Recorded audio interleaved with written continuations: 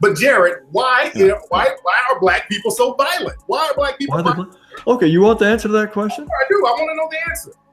It's a combination of low average IQ and high serum testosterone combined with a lesser ability to defer gratification.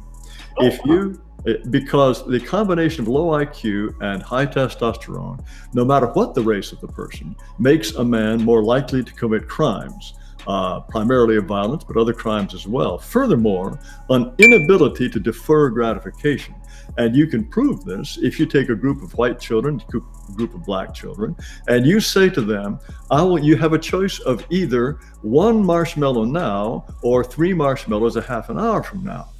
Asian children are more likely to say, well, I'll wait and I'll get the 3 marshmallows. Then the Asian are the most likely, then comes whites, then comes blacks. Black children want that 1 marshmallow now, even if it means they don't get 3 marshmallows in a half an hour. Remember, white supremacist talking points are based on junk science. Sometimes they will even make things up and offer it as proof. There was a marshmallow experiment done at Stanford University in the late 60s to early 70s, but it wasn't based on race.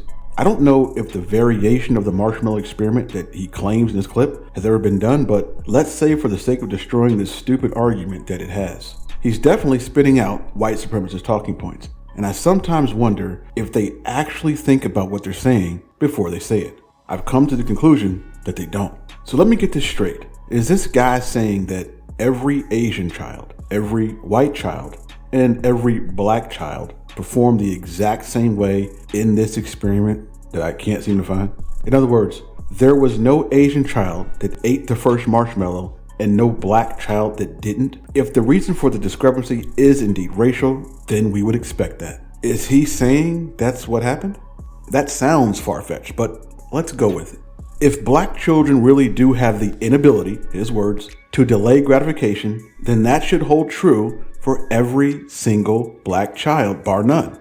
If it's racial, black children wouldn't be able to delay gratification even if they wanted to because they are black. Now, you have to be some type of special to believe that. His use of the word inability is white supremacist talk. I mean, does he even know what it means? Not doing something and an inability to do something are two different things. Let's change out his word so the ridiculousness is even more apparent. Dogs have an inability to write a book on my computer. Their inability to write a book on my computer stems from the fact that they are dogs. That holds true for every single dog. An inability is something you are not able to do, not something you don't do or aren't willing to do. It's something you can't do. In my dog's case, dogs lack opposable thumbs.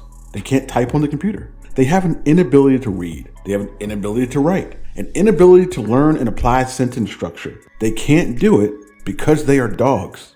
Now, apply that same logic of inability to not delay gratification for different children in this so-called marshmallow experiment. Do the black children have the same barriers of not being able to delay gratification in waiting for a marshmallow that the dogs have in not being able to write a book on my computer? Of course not. That would be silly. Some might even say, myself included, that that's stupid. But that's what he's saying. Black children have an inability to delay gratification. Of course he has to say that. If he didn't, he wouldn't be able to justify his white supremacy. White supremacy is unreasonable. A reasonable person would be forced to say, if it's not racial, then it must be something else. A reasonable person would be forced to consider other things like environment. A reasonable person would be forced to say, out of those 3 groups that were named, the Asians, whites, and blacks, has any one of those groups in recent history experienced anything that the other groups haven't? Then a reasonable person would be forced to look at the history. The reasonable person would be forced to think, and that would cure him or her of their white supremacy. Would a reasonable person get on camera without trimming his nose hairs? Think about that.